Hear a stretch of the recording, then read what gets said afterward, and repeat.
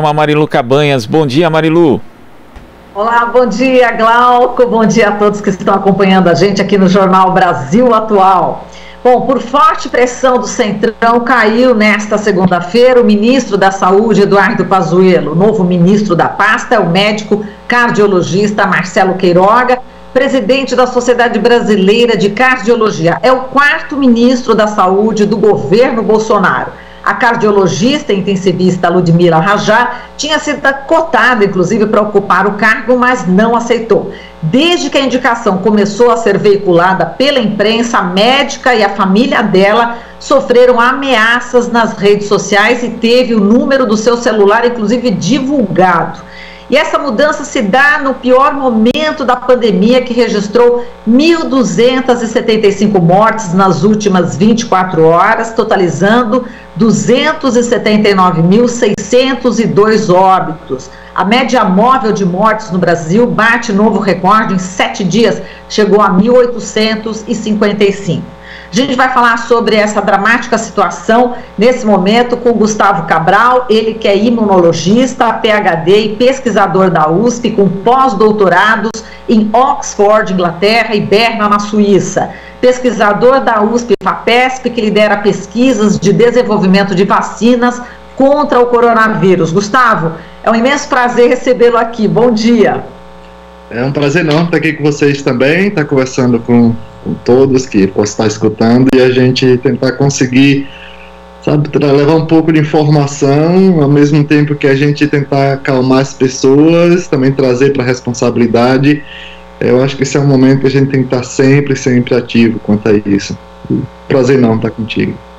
Muito bom. Gustavo, bom, vamos repercutir inicialmente, né, esse novo ministro, né, Queiroga. Ele já disse na CNN Brasil que é contra o lockdown como política de governo e que deve ser utilizado em situações extremas. Eu queria que você falasse sobre como você está recebendo mais esse novo ministro quarto, né, do governo Bolsonaro, e pelas primeiras declarações dele, o que você está sentindo, hein, Gustavo? É uma complicação para qualquer pessoa entrar ali e fazer um trabalho decente. Essa é a questão.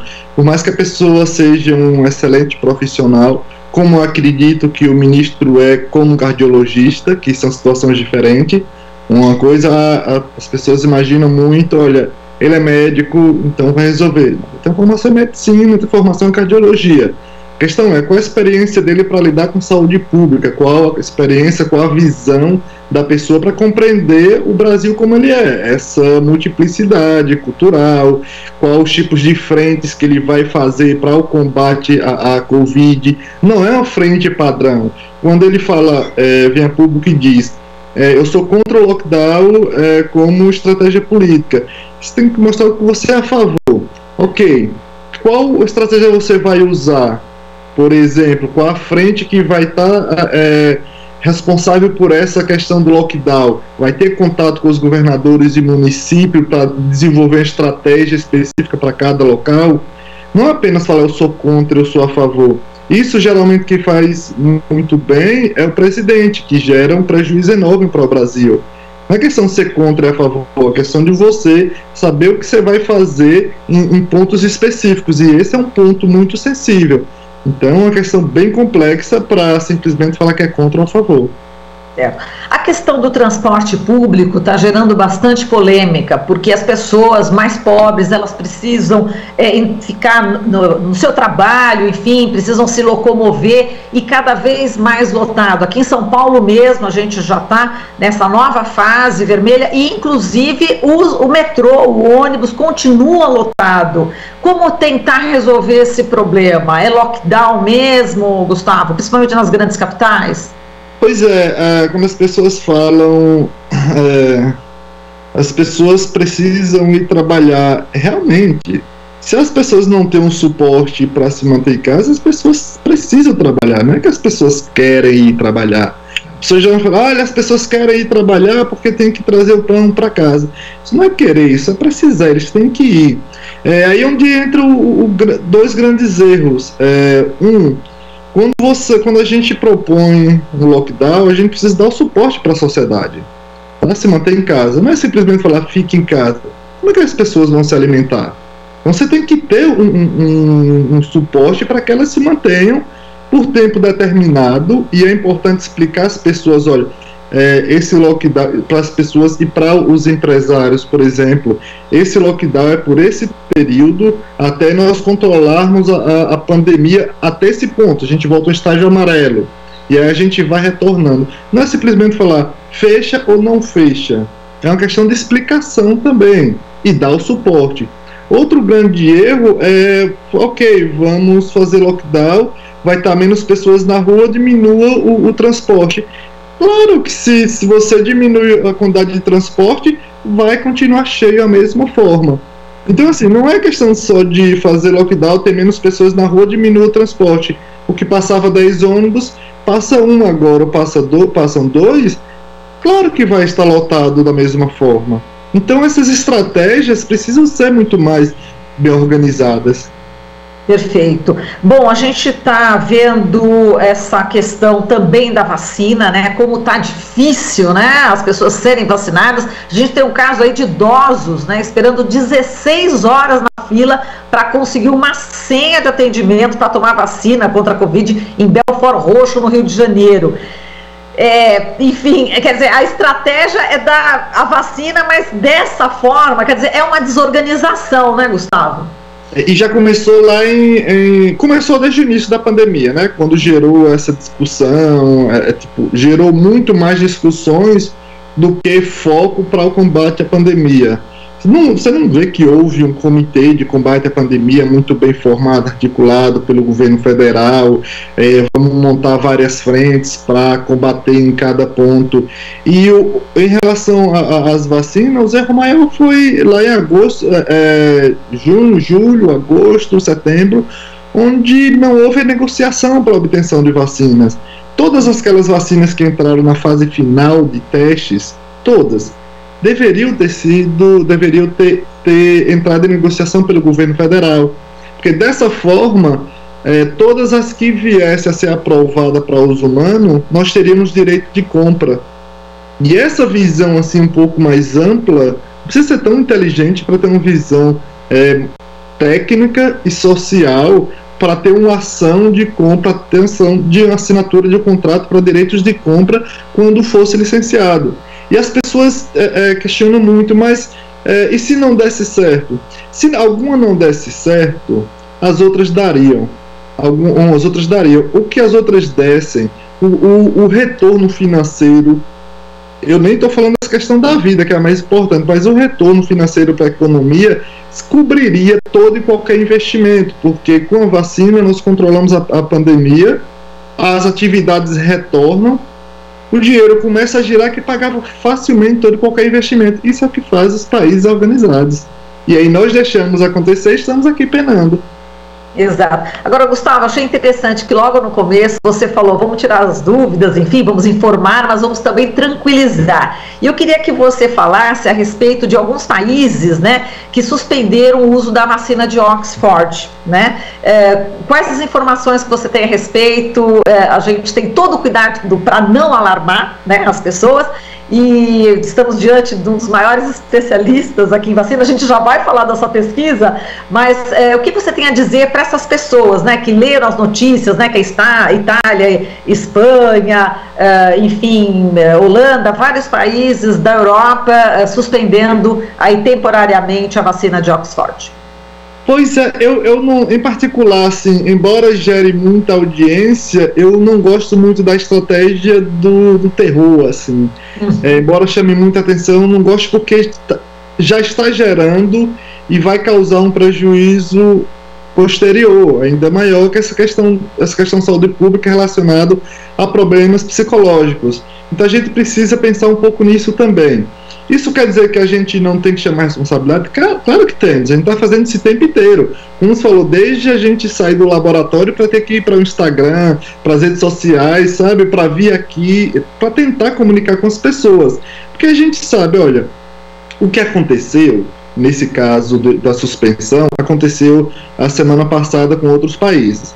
Dinamarca, Áustria, suspenderam a vacinação com a imunização com a vacina produzida por Oxford AstraZeneca. porque foi encontrado naquelas pessoas que estavam imunizadas o acometimento de coágulo sanguíneo e, consequentemente, trombose. A questão é, isso é uma das coisas mais naturais que possa acontecer. Por isso que às vezes falo sobre ter o conhecimento do que diz. Por quê? Qualquer alteração, antes, quando a gente licencia para uso humano, não quer dizer que acabou o acompanhamento. A gente continua acompanhando para saber, por exemplo, até quanto tempo a vacina vai funcionar, se causa algum problema quando aplicada em larga escala, por exemplo, imunização de milhões de pessoas. Ok, está acontecendo isso com pessoas que foram imunizadas com essa vacina. O que é que se faz? Para e vamos analisar. Parou, analisou, não tem associação com as vacinas. O acometimento desse problema é igual ou menor com pessoas que não foram vacinadas. Segue. Há uma atenção nos outros países. Ontem, Itália, França, Alemanha, Espanha, suspende. Ok? Vamos analisar. Se houver qualquer associação direta, continua. Mas não é o caso. Tá? Isso não é o caso. Nesses casos, a gente para exatamente para que dê mais segurança, não que gere terror. As pessoas falam, quando parou é para gerar medo? Não, para gerar mais segurança. Porque, por exemplo, nós cientistas, nós estamos o tempo inteiro, eu mesmo sou uma pessoa extremamente taxativa quanto a isso, toda e qualquer vacina licenciada para uso humano, que possa imunizar milhões, quiçá bilhões de pessoas, nós temos que saber tudo. E o que nós não soubermos e aparecer, a gente tem que parar e analisar. Então, essa segurança nos leva a falar para as pessoas, vacina é a melhor estratégia para o combate de doença infecto-contagiosa, como essa. Por isso, a gente tem essas ações bem certeiras. Teve isso, para e analisamos. E assim a gente continua. Porque esse é o objetivo, manter a segurança e a eficácia para que a sociedade fique tranquila, não gere medo. Perfeito. Gustavo, agora fala da sua vacina, da pesquisa que você está realizando, dá detalhes para a gente. Você que aí é um PhD, pós-doutorado em Oxford, em vários lugares aí do mundo, um orgulho para nós brasileiros. Conta para a gente em que estágio exatamente que está essa sua pesquisa. Pois é, obrigado mesmo. Olha, a gente está, como falou, eu voltei para o Brasil no início do ano passado, final de 2019 para início de 2020, exatamente no meio dessa loucura inteira. E eu voltei... Você estava onde, Gustavo? Exatamente em que país? Eu estava em Berna, na Suíça. Eu fiz meus 2 primeiros pós-doutorados lá em Oxford, aí depois eu fui para Berna para fazer o terceiro, e aí eu trabalhava no INSEE Hospital, que é o hospital universitário da Universidade de Berna, na Suíça. Só que eu queria voltar para o Brasil, já não estava tão feliz fora. Eu falei, eu preciso voltar. Passei 6 anos na Europa e eu queria desenvolver tecnologias aqui, porque nós somos muito bons na produção, mas no desenvolvimento de base tecnológica a gente deixa muito a desejar, embora temos universidades maravilhosas, pesquisadores de altíssimo nível, temos o Instituto Butantan, Fundação Oswaldo Cruz, então acho que era um dever meu retornar ao Brasil, e foi o que eu fiz. Eu pedi a quebra de contrato lá no INSEE Hospital e retornei. Quando eu retornei, foi com o objetivo de desenvolver tecnologia para a vacina do chikungunya e do Zika. Do Zika eu já trabalhava, já tinha desenvolvido uma vacina antes, no período da Inglaterra, só que eu queria desenvolver aqui também, e para a gente ter nosso produto, porque tudo que eu fazia fora pertence aos países, não pertence a nós. E aí foi o que eu fiz, só que no primeiro dia que eu comecei a trabalhar, já a pandemia, eu tive que readaptar o projeto completo. Aí eu porque o meu projeto é financiado pela FAPESP, né, Fundação para a Pesquisa aqui do estado de São Paulo, e daí eu tive que reformular. Então o objetivo foi desenvolver a vacina para a Covid, mas o mais importante, ter a base da tecnologia para que a gente possa utilizar para outras vacinas também, para que a gente possa replicar. E aí nesse caso eu já entro, essa mesma tecnologia que eu estou utilizando para a Covid, eu já entro também testando para... Só faço algumas alterações para chikungunya, zika, e também quero entrar com dengue. Eu estou organizando isso. Então o que nós fazemos? O que está mais adiantado, o que está mais bem formulado, desde antes da chikungunya e zika. Mas o que está mais adiantado com dados é da Covid, porque a gente está mais trabalhando. Nós já temos muitos dados com animais. Desde a gente tem várias formulações para formular as vacinas, temos várias formulações, a indução, por exemplo, da resposta imunológica, nós já temos muito bem definida, a dose que a gente aplica. Estamos trabalhando, por exemplo, agora com essa parte de desafio, injetar no animal e injetar o vírus, para saber o quanto é necessário para proteger, e com isso a gente poder propor para uso humano, que é outra etapa, tá? Porque assim, no Brasil é que a gente tem que estar trabalhando dessa forma, a gente precisa ser muito hábeis para negociar, para buscar um dinheiro, a gente é diferente quando a gente fala, por exemplo, a Moderna, o primeiro investimento foi 800 milhões de reais, multiplica aí por 5, 6... de dólares, multiplica aí por 5, 6 reais. A gente trabalha com 300, 400, 500 mil reais aqui, e a gente tem que montar equipe, tem que comprar tudo, que ficou tudo mais caro. Outro problema nosso aqui que a gente tem que melhorar demais na logística de obtenção de insumos. Por isso que a gente tem que desenvolver aqui nossas coisas, por mais que a gente pene, por mais que a gente tenha trabalho, a gente tem que desenvolver aqui, porque a gente é escravo ao consumo do que vem de fora. E às vezes tem coisa que eu compro, demora 1, 2, 3 meses, coisa que eu comprei no ano passado ainda não chegou. Então assim, tem coisas que a gente precisa mesmo estar martelando, sabe, para que a gente possa mesmo ter nosso produto e ter o que nós somos tão bons, que é fazer ciência aqui. Somos muito bons nisso, assim, não perde para nenhum lugar do planeta. Só tem esses pequenos detalhes, sabe, que a gente precisa trabalhar, e estabilidade científica. Inglaterra, por exemplo, eu falo mais inglês, foi onde eu mais vivi, foi Inglaterra. Você vê o parlamento, eles se matam, eles brigando, não tem nada de padrão inglês, eles se matam, brigam. Mas quando fala ciência, tecnologia e inovação, todos são referência. Isso não se mexe, porque isso é o motor para a geração de tecnologias nacional. Então, quando as pessoas às vezes falam, eu falei, poxa, bastava, não precisa ser tão inteligente para ver o quanto a ciência pode ser o motor. As pessoas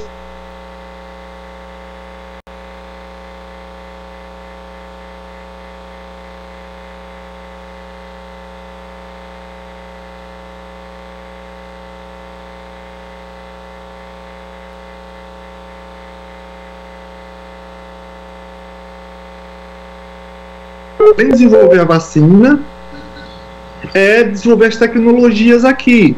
E claro que extrapolou, a gente trabalha na comunicação, trabalha buscando contato com empresas, para tentar trazer também para a ciência.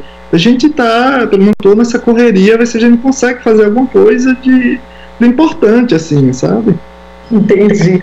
Agora, você estava falando, né, de penar, né, enfim, de como é também complicado, difícil, né, esse desenvolvimento dessa vacina também. Agora, difícil também foi a sua vida, né, Gustavo? Assim, de dificuldade, eu sei que você é do interior ali da Bahia, que você já vendeu fruta na feira. Eu queria que você contasse um pouco, né, para os ouvintes, internautas e telespectadores, dessa sua vivência, né? Não foi fácil também estudar, inclusive, né, nos primeiros anos ali de escola. Conta pra gente um pouco, Gustavo. Na verdade, eu não estudava, né? Eu terminei o 2º grau, acho que chama sinal de velho, né? Parece que agora mudou o nome, mas enfim. Eu terminei o 2º grau, meu ensino médio, aos 22 anos, né? Porque a gente tem que trabalhar, trabalhava na roça, não tinha a compreensão da importância do estudo. A gente imaginava que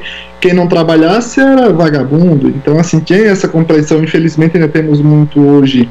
E pronto, eu não estudava, eu ia para a escola por obrigação. Eu saí de casa aos 15 anos para trabalhar, e fiquei sem estudar alguns anos. E pronto, eu trabalhava na feira pública, na roça, na feira pública, trabalhei em açougue, vendendo frutas, enfim, a gente tinha vendido geladinho, não sei como é que chama aqui, sacolé, não sei, enfim, então sempre foi essa batalha. Então sempre houve essa dificuldade. mas ao mesmo tempo me dá uma visão muito da vida, assim. Eu não acho que as pessoas têm que repetir isso, pelo contrário, mas essa visão de ter estudado, de ter tido essa vida na infância e adolescência e poder ter estudado na USP ou em Oxford e na Suíça, me ajuda muito na compreensão do Brasil como ele é, do Brasil real. Porque para você se largar, por exemplo, um açougue e ter uma decisão de largar um trabalho e falar, agora eu não vou trabalhar mais, entre aspas, eu vou dedicar ao estudo porque eu quero mudar de vida. Só que como que eu vou mudar de vida? Depois falar, eu quero, mas como que eu vou mudar? Então todo esse enredo que me fez eu tomar essa atitude de parar para juntar um dinheiro, poder terminar o 2º grau e poder me dedicar ao estudo puramente, assim, tem todo um enredo que é extremamente complexo, e esse é o Brasil real. Esse é o Brasil que muitas vezes a gente perde tanta qualidade por falta desse suporte para que traga essas pessoas, esses meninos, e eles possam assumir posições que é estratégica para o Brasil, é de extrema importância. Então, quantos a gente está perdendo? Então, esse penar, entre aspas, a princípio me dava uma sensação, porque também gera traumas. Trabalho infantil, o trabalho quando a gente é criança gera muitos traumas, assim, se a gente lidar com isso não é fácil, até hoje. Porque a gente não tem infância propriamente dita, adolescência vai ao ralo, porque você acorda 3 horas da manhã, vai trabalhar, volta à tarde. Quando é jovem adulto, tem que estar preocupado em tudo que está envolvido, como é que a gente vai se alimentar, como é que a gente vai estudar, Então, assim, isso gera traumas. Ao mesmo tempo, como eu falei, eu não me pego mais a isso. Hoje eu pego do que eu consegui, do que eu posso fazer. Tipo, o que é que isso me deu? O que é que estudar, vida interior, trabalhar na infância, adolescência e poder chegar a centros universitários como a USP, chegar aí a Oxford, chegar aí a Suíça, um dos maiores IDH do mundo, fazer pesquisa de altíssimo nível, pôde me dar. E quando eu compreendo o que eu pôde me dar, agora entra outra questão, o que é que eu posso fornecer? Porque senão fica muito frágil as coisas. Se a gente for para pensar, a gente consegue ter uma qualidade de vida legal, mas e daí? Entende? Se a gente obtém tanta coisa, estuda, poxa, hoje o que eu faço é mais agradecer e trabalhar. Trabalhar, que é o que eu sei fazer de melhor. Sempre brinco, eu não tenho genialidade em nada, assim, eu sempre brinco, eu não sou especial em nada, mas eu faço qualquer coisa muito bem. Então, assim, minha cabeça é muito bem definida quanto a isso. Olha, qualquer projeto que eu pegar, eu vou fazer muito bem. Eu sei que eu não sou nenhum Ronaldinho Gaúcho lá no futebol, mas assim, eu acho que eu já aquela ideia do Cristiano Ronaldo, você não nasce gênio, mas trabalha para ser o melhor. Se vai conseguir, vai depender do resultado, mas eu acho que esse é um pensamento de minha vida, sabe? De usar as dificuldades a meu favor e poder colaborar de alguma forma. Então, e por isso que... desculpa. Por isso não é fácil. A gente pena, mas a minha própria história, fala, isso é só uma fase. E a gente vai para aí, eu vou passar, com certeza. Exato. E Gustavo, por isso que é importante política pública, né? Desse investimento em educação, enfim, governos, né? Que tenham isso como meta, né? Senão, as coisas não vão andar. Essa é a questão pura. Por exemplo, quando eu fui fazer o vestibular, eu não pude fazer o vestibular para Salvador, porque eu sabia que eu era realista, eu tinha 22 anos, já era pessoa experiente, falei, eu não tenho condições de me manter em Salvador. Por mais que meus pais queiram me ajudar, mas é um salário mínimo que entra em casa. Como é que eu vou me manter em Salvador? Tem outros irmãos. Então eu tenho que estudar em algum lugar que tenha uma residência universitária e que eu possa me manter com R$30 por semana. Entende? Então, assim, era bem objetivo, foi o que eu fiz, fui para o interior estudar. Uma das melhores coisas que eu fiz em minha vida. Cheguei lá, comecei a trabalhar em comunidades quilombolas, 2 anos e meio com saúde pública e meio ambiente e a relação social, trabalhar com catadores de lixo, me dedicando à pesquisa desde aquele momento. Então, essa compreensão disso me ajudou, por exemplo, a ter essa dedicação com ciência e aproveitar tudo que naquele período o governo poderia oferecer, que foi investimento em ciência e tecnologia. Foi um período que a gente começou a entrar num pico de investimento muito alto, que foi 2004. 2004, 2005 foi quando eu comecei a estudar. Então eu peguei bem no pico assim, de investimento, que foi até 2008, teve uma queda após o mensalão, e aí retornou o pico até 2016. Depois, ladeira abaixo. Foi, mas desse período, de 2004 a 2016, foi o momento que eu mais aproveitei. Tudo que é oportunidade eu estava em cima. Sabendo que hoje, com essa instabilidade, esses cortes contínuos com ciência, educação, vai dificultar muito mais para pessoas que nem eu. Vai dificultar muito mais. Muito bem, Gustavo, foi um prazer conversar com você, muito obrigada, parabéns pela sua luta, e que bom que a gente teve nesse país esse período de investimento em educação, que a gente pôde formar um Gustavo Cabral, né, PhD, com tantos doutorados em Oxford, Inglaterra, e Berna na Suíça, imunologista, de primeira linha. Muitíssimo obrigada, para mim foi um orgulho te entrevistar, viu, Gustavo? Um forte abraço. Abração a todos que estão escutando, muitíssimo obrigado também, tá? Pelo carinho. Beijo, até mais. Você está ouvindo Jornal Brasil Atual. As notícias que os outros não dão.